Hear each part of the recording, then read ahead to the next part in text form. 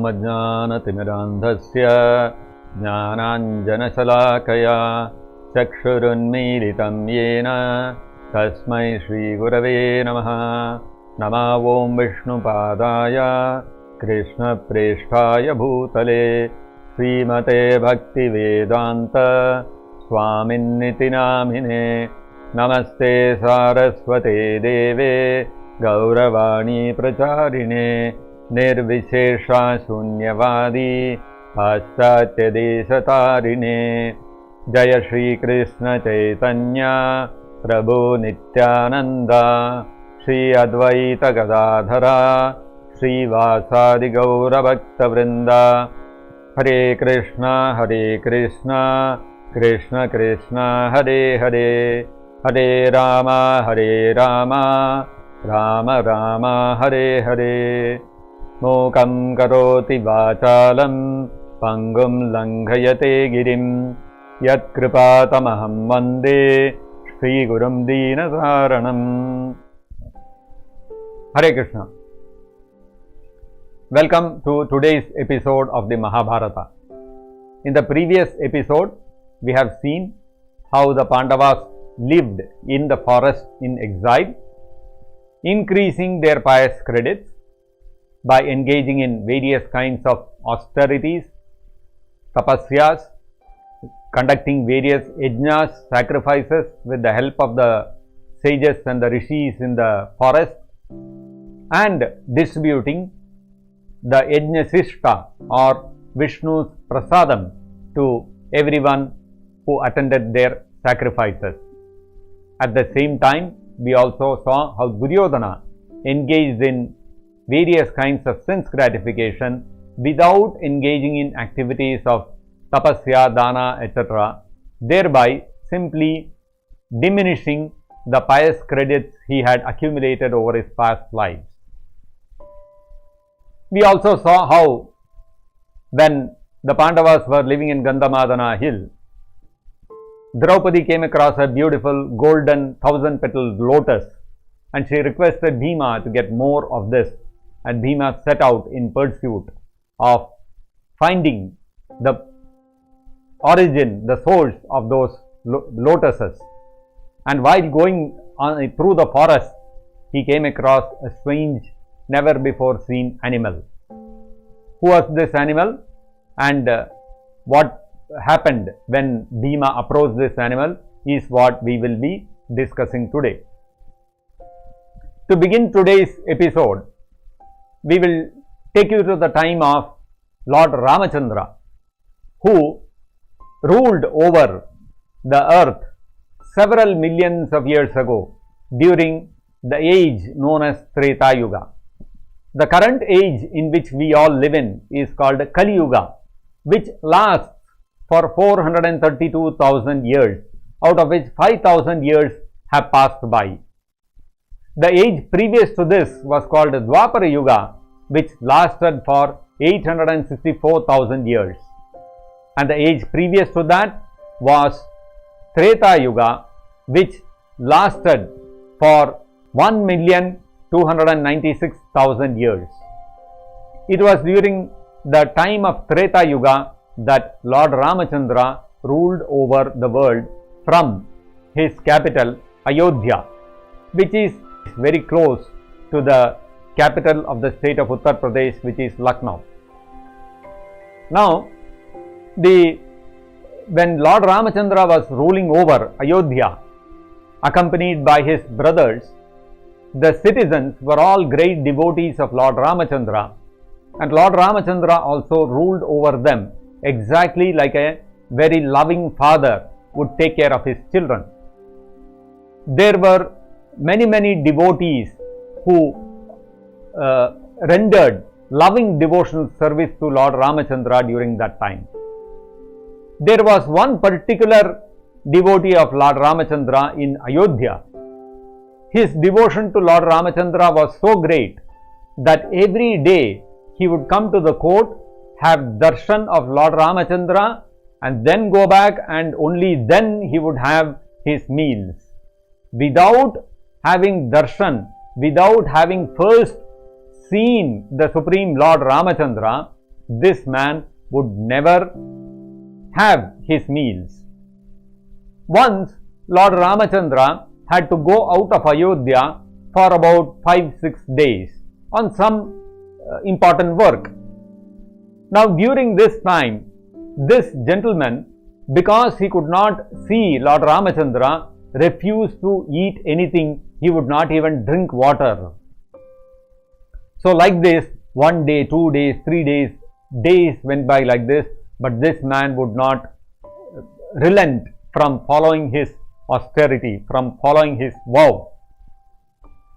Lord Ramachandra, after finishing his work, when he returned to Ayodhya, then Lakshmana, his younger brother, introduced this gentleman, this devotee to Lord Ramachandra, and he explained to him how this man was so devoted to Lord Ramachandra that while he was not there, he has not even taken a drop of water.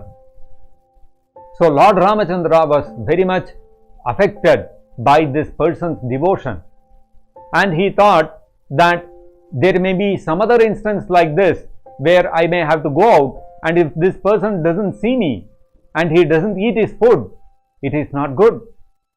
So Lord Ramachandra instructed Lakshmana to bring out a set of deities of Sita and Rama. These deities of Sita and Rama had been worshipped by the sun god, and it had been handed over by him to his son Ikshvaku, and like this, generation after generation in the sun god's dynasty, the successive kings would worship the deities of Sita and Rama. During Lord Ramachandra's time, when he was personally present, because of his personal presence, there was no need to worship those deities which had come handed over from one king to the other in that dynasty in which Lord Ramachandra himself appeared. So when Lord Ramachandra was personally present, he said there is no need for these deities right now, and they were kept locked up in a closet. Lord Ramachandra recalled these deities, and he instructed his younger brother Lakshmana to bring those deities, and Lord Ramachandra gave it to that devotee, and he told him that if for some reason you are not able to see me, then you can see these deities of mine, which is as good as seeing me personally. So then you will not have to take the trouble of having to fast if on some day you are not able to see me personally. So the man was also very happy, and he took the deities to his home and personally started worshipping them with great respect and affection. So we can see from this exchange how the Supreme Lord is very, very dear to his devotees. The devotees are also very dear to the Supreme Lord.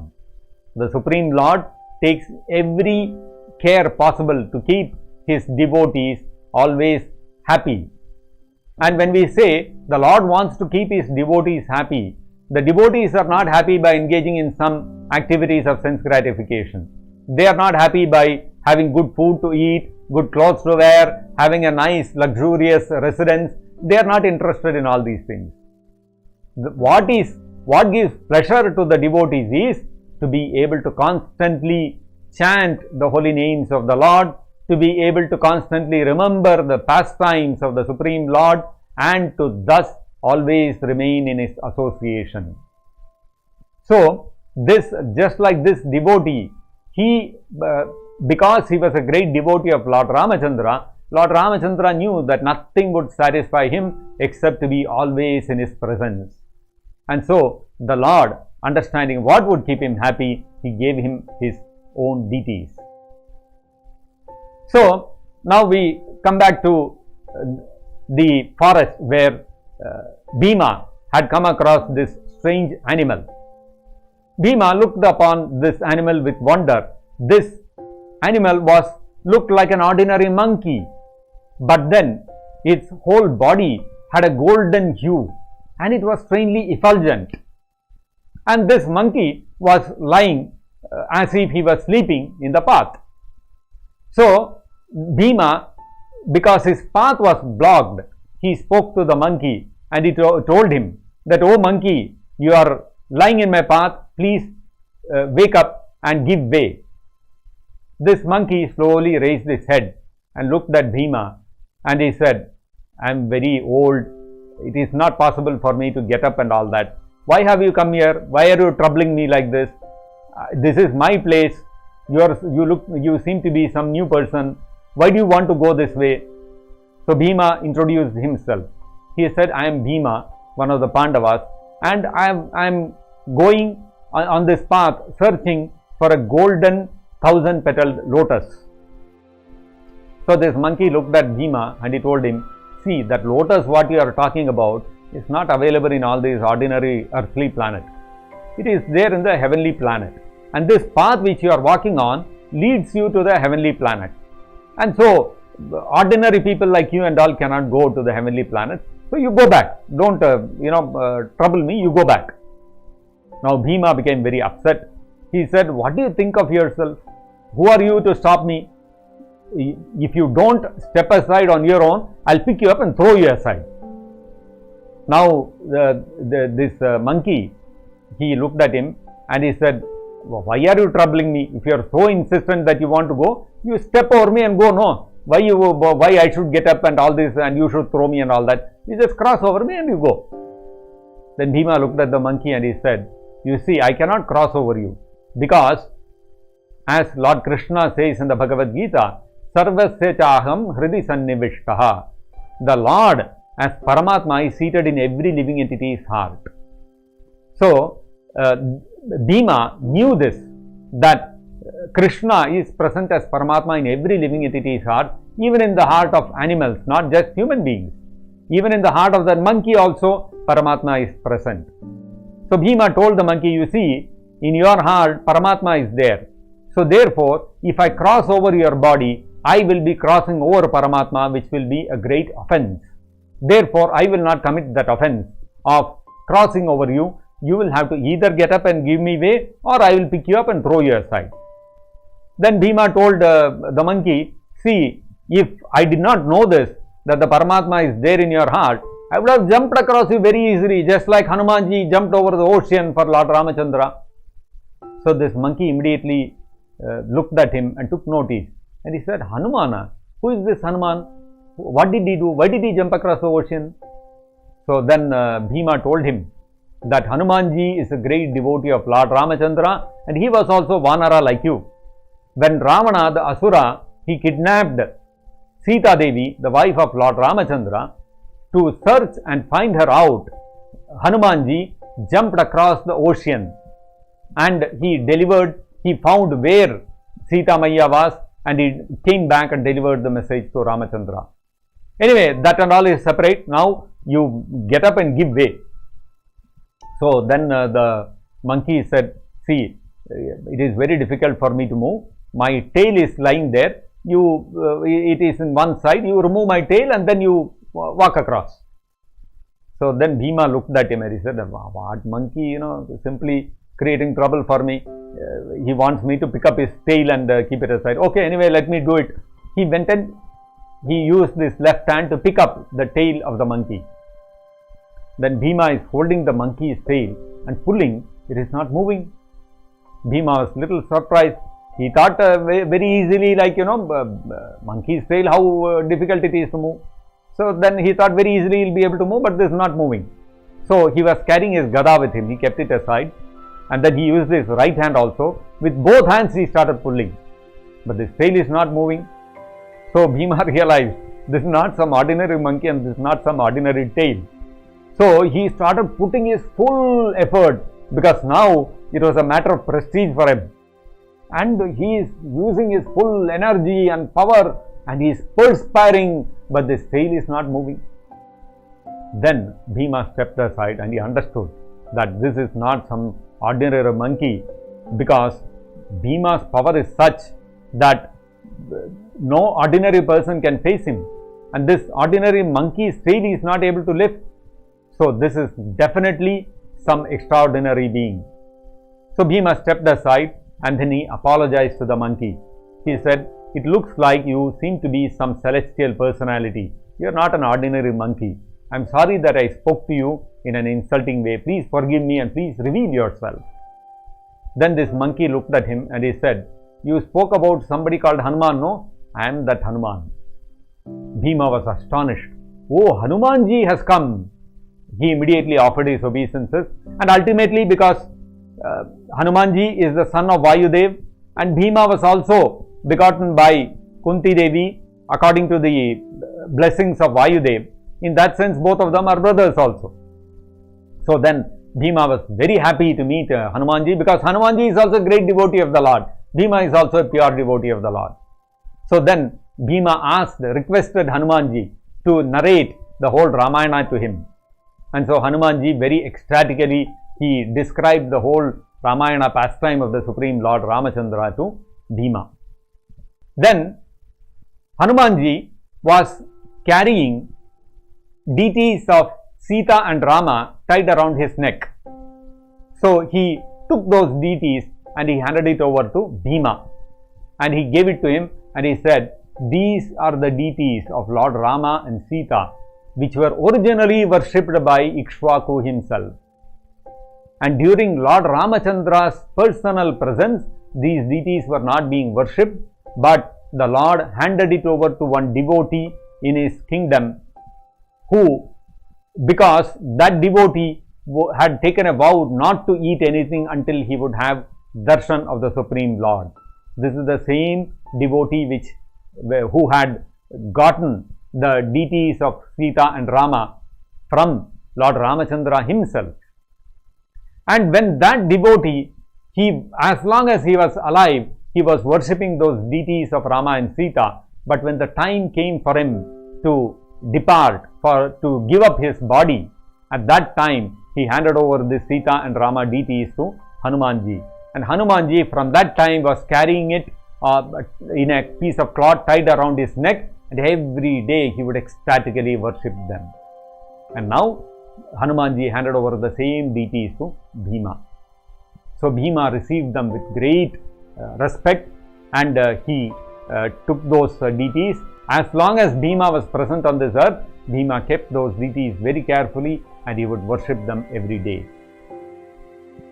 Of course, it is said that today those deities were further, after the time of the Pandavas, were handed down further to their descendants, and eventually it reached the hands of Madhvacharya. And Madhvacharya, 3 months before he disappeared, he received these Sita and Rama deities and he kept them in the Udupi temple. And it is said that even today, that Udupi temple, there are the deities of Sita and Rama, who are the same deities who are worshipped by Ikshvaku and then handed over by Rama to his devotee, who handed it over to Hanumanji, who handed it over to Bhima, and Bhima handed over to his descendants, and finally it is now in the temple of Udupi. So Bhima then requested Hanumanji that he should support them in some way whenever the need would arise, when the Pandavas would have to face the Kauravas in battle. Then Hanumanji assured him that because the Pandavas were all devotees of Lord Krishna, he would definitely help them, and he said he would help them by being personally present on the flag of Arjuna during the battle which would take place between them and the Kauravas. And then Bhima left Hanumanji there and he went further and he approached the celestial planets, which was the abode of Kuvera, and there he found that lake where there were many golden 1,000-petal lotuses, and he picked a few of them and he brought them back to Draupadi. So like this, the Pandavas were engaging in various activities during their stay in the forest. The Pandavas spent about almost the 12 years of their forest exile. Largely they were going back and forth between two forests, the Kamyaka forest and the Dvaitavana forest. Dvaitavana forest is said to be modern day Devvand. Dvaitavana was also known as Devavana, and now it came to be known as Devvand, which is near Saharanpur in Uttar Pradesh. Kamyakavana is said to be a forest which is which is close to Thar desert. It is further up northwards, and the Dvaitavana is down south from Kamyakavana. So the Pandavas were largely going between these two. Sometimes they would go to the Himalayas, and like this they would keep going to various parts of the forest, and they would build a hermitage there, live for some time, and like this they were spending their time. Now time went by, and slowly the years passed by. 1 year, 2 years, 3 years, 4 years, like this they entered the 12th year in forest exile. In Hastinapura, Dhritarashtra was counting the days, and as the time came closer for the Pandavas' forest exile to get over, Dhritarashtra's blood pressure was going up. He was becoming more and more anxious because he knew the Pandavas were righteous, and he was also repenting whatever had happened to the Pandavas. So he knew that unless the Pandavas were given their rightful kingdom, eventually there could be war, and if war was there, then definitely Duryodhana did not stand a chance. Duryodhana, on the other hand, he was merrily spending his time, enjoying life, and oblivious of the fact that the forest exile was coming to a close. Instead of becoming anxious, Duryodhana was becoming more and more cocksure of himself, because he was building up his alliances, and his opulence was increasing, his military strength was increasing. So he was under the false confidence that his power is increasing while the Pandavas are in exile. When they come back, who is going to support them? So this was Duryodhana's thinking. So when the 12th year came, then Karna came to Duryodhana and he said, long time over, we have been enjoying like this, and Duryodhana, you become very opulent, you become very powerful, all these things are there. And by our plans, by our scheme, we have managed to keep the Pandavas very far away. So, but then, simply enjoying like this full maja is not there. We should go and show off to the Pandavas, let us go and show them what we have got and how we are enjoying. So, little bit let us finger them. So Duryodhana heard this and he said, very good idea, let us do that. So Duryodhana thought, let us go and show off, let me go up and go to the forest and show off my power and my opulence to the Pandavas. So he started making arrangements to get together a large army, thousands of horses, thousands of elephants, and all the women folk, and carrying a lot of jewels and ornaments and all that. He thought, let us go to where the Pandavas are there in Dvaitavana, and let us show off what power and opulence I have got. Like this he started getting ready. Now when Duryodhana was planning like this to go and insult the Pandavas and show off his opulence and power, what happened? Please join us in the next episode to learn about this. Thank you for joining us today. Hare Krishna. Jagat Guru Srila Prabhupada ki jai. Nitai Gaur Premanande. Hari Hari Bol.